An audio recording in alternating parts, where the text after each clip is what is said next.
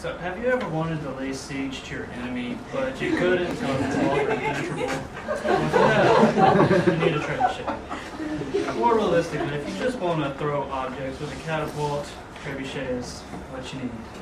And today I'm going to show you how to build a trebuchet and use a trebuchet. Now, trebuchets were originally built to throw heavy objects. Obviously, you're not going to be throwing objects at people or walls or buildings. Most likely you'll just be throwing something like a softball, golf ball, something small like that. You can throw heavier objects. According to the World Championship Pumpkin Chunkin website, the larger trebuchets can throw a pumpkin upwards of a quarter mile. That's the trebuchets that are about 37-foot long arms with, several tons of counterweight. According to the Art of the Catapult, bestseller William Gerstel mentions that during the 100 Years' Wars, the French built trebuchets that were able to throw half-ton rocks hundreds of yards at their enemy walls. Now these won't be throwing quite that. I built my first trebuchet my freshman year of high school because we were in history class learning about them. History teacher said couldn't build one. We proved them wrong. With that one, we were throwing softballs.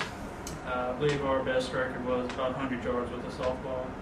Nothing spectacular. Since then, we've built several more trebuchets, and we are currently working on a trebuchet with an 11-foot arm, which this is the arm. 11-foot arm with about 500 pounds of counterweight. Building a trebuchet is probably easier than you might think. There are there's 4 steps to building a trebuchet. So let's start with the first step of gathering your materials and tools. Your tools you will need are a saw and a drill. That's it. The materials you will need are lumber, screws, rope, an axle that's right here, the release pin, that's this right here, which holds the arm down. You will need a sling, that's for holding your projectile, and a counterweight, which that's right there. Now that you have your materials, let's begin with construction. The first thing you need to do is cut your lumber. You will need one piece for your arm, that's your longest piece. You will need pieces for your base and support, which for the smaller models, you can use 4 pieces and construct it somewhat like that. For larger models, you will probably need some more, so you'll need some angle pieces on the side like this, so it doesn't tip over. Now that you have your pieces cut, you will need to assemble the base and supports. Just screw them together. It doesn't have to be perfect, it just needs to be sturdy and hold up. You will also need to drill the holes for your axle. You'll need them in your supports and through your arm. These do need to be fairly exact. You don't want it to be lopsided. Aim at this one, it throws over there. Bad. After you have that, go ahead and insert your axle and you'll have your frame and your arm standing up. Next, you will need to put your release mechanism on here. There are several ways of doing it. The easiest we found for the smaller models is just a pin through a loop on the arm and 2 loops that are attached to the base that holds it together. This is a very important part of the trebuchet because this is what's holding it. You don't want it to slip and let go or break while you're standing next to it. That can be very dangerous. With our first trebuchet, we had a friend who was not so bright. And our first trebuchet, it was a 6-foot arm with about 120 pounds of weight. And my friend, he was over here loading it, and Daryl, he was the one that was holding the pin. He's like, "Hey, I'm going to release it." "No, don't do it, Daryl." He just pulls it. Daryl's head was right about here, and yeah, needless to say, we didn't allow Daryl to play with the trebuchet much after that. Anyway, after you have your support in, you will need to attach the sling and the counterweight.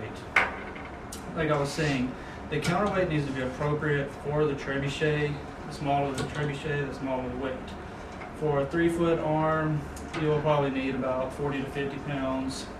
For a 6-foot arm, you can have closer to 120 pounds. The really large ones, they have tons of counterweight. If you're going to build one, you'll probably build a small one, like bigger than this, but smaller. The sling just needs to be a pouch, any sort, with 2 strings, one with a loop. This is what releases from the arm, and it releases the projectile. Nothing fancy. Now that it's built, you're ready to throw. First thing you need to do is find something to throw. Usually you'll want to follow a 100-to-1 ratio. That is, for every 100 pounds of counterweight, you can throw 1 pound of 1 pound object. I mean, it's not an exact rule, but it's a good guideline to follow.